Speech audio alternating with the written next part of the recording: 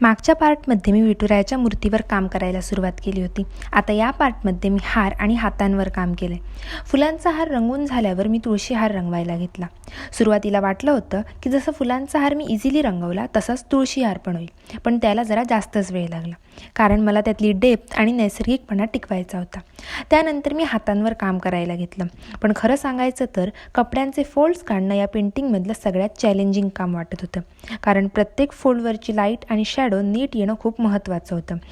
त्यावर गोल्ड वर्कसुद्धा नीट येणं तेवढंच महत्त्वाचं होतं. आता अजून पेंटिंगचं थोडं काम बाकी आहे. उद्या आषाढी एकादशी आहे. मनात एकच इच्छा होती की तोपर्यंत हे पेंटिंग पूर्ण व्हावं, पण प्रत्येक भागाला त्याचा वेळ देणं तितकंच महत्त्वाचं आहे. त्यामुळे उरलेलं कामही तितक्याच मनापासून करणार आहे. तर आता भेटू फायनल पार्टमध्ये.